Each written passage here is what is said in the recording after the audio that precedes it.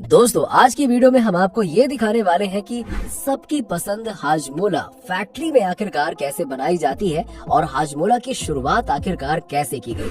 तो आइए आज हम आपको बता ही देते हैं। दोस्तों आज के जमाने में महंगाई जहां आसमान छू रही है, उसी जमाने में हम अपने बचपन के दिनों में मिलने वाली 1 रुपए की 4 ऑरेंज कैंडी के बारे में सोचकर खुश हो जाते हैं, या फिर 1 रुपए में हाजमोला के पैकेट में 6 गोलियां मिलने पर बहुत खुशी होती है। तब हाजमोला ऐसी ही कैंडी के तौर पर लोग खा लेते थे। और आपके साथ भी ऐसा तो जरूर हुआ होगा कि हाजमोला की भूरी भूरी वो जो गोलियां होती है ना, वो जीभ पर रखते ही पूरा मुंह खट्टा सा हो जाता होगा। अभी भी हाजमोला का नाम सुनकर आप में से बहुत से लोगों के मुंह में पानी तो जरूर आ गया होगा। क्यों, सही कहा ना। और आए भी कैसे नहीं, ये चीज ही कुछ ऐसी है। बचपन के दिनों में हमने हाजमोला को पाचक की गोली की तरह कम और चटकारे लेने के लिए इसे ज्यादा खाया है। खूब खाया है ना। अगर अब आपने नोटिस किया होगा तो आपने जरूर देखा होगा कि अब हाजमोला के पैकेट में सिर्फ 4 गोलियां ही आती हैं। लेकिन अच्छी बात यह है कि इसका टेस्ट और प्राइस नहीं बदला। सबसे पहले बात करते हैं इसको फैक्ट्री में बनाने की प्रोसेस से।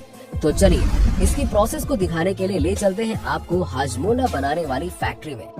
हाजमोला को बनाने के लिए सबसे पहले जान लेते हैं कि इसमें कौन कौन से मेन इंग्रेडिएंट्स रखे जाते हैं। चिंता मत कीजिए, हम टीवी पर आने वाले किसी कुकरी शो का एपिसोड नहीं दिखाने वाले हैं। जी हाँ, और ना ही इंग्रेडिएंट्स देखकर आप हाजमोला घर में बना पाएंगे। घबराने की बात नहीं है।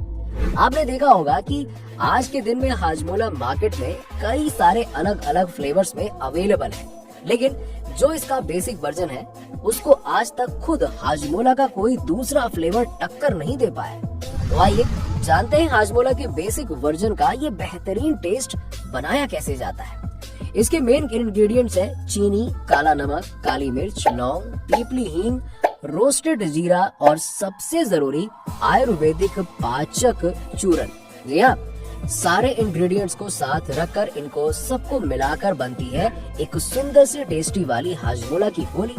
इसके फैक्ट्री में बनाने का प्रोसेस भी चलिए जान ही लेते हैं। तो सबसे पहला प्रोसेस होता है भूनने का, यानी कि जीरे को अच्छी तरह से रोस्ट किया जाता है। इंडिया में तो बिस्कुट भी जीरा डालकर बनाया जाता है, तो फिर ये तो देसी पाचक की गोली है यार। इसके बाद भुने हुए जीरे और बाकी इंग्रेडिएंट्स उनकी एक सही क्वांटिटी के हिसाब से लेकर हाथों से अच्छे से मिक्स कर दिया जाता है। फिर सारे मसालों को फैक्ट्री में लगे एक बड़े से ग्राइंडर में डाला जाता है।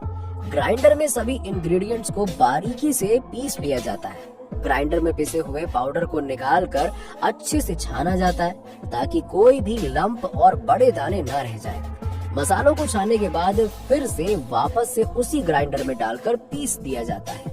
अब हाजमोला का बेस बिल्कुल रेडी हो चुका है। हाजमोला के बेस को एक बड़े से कंटेनर में ग्राइंडर से निकाल कर रख दिया जाता है, जिसके बाद इस कंटेनर को ले जाया जाता है अगले प्रोसेस के लिए। इसका अगला प्रोसेस होता है मिक्सिंग। बेस रखे कंटेनर को मिक्सिंग वाले मशीन के पास ले जाया जाता है।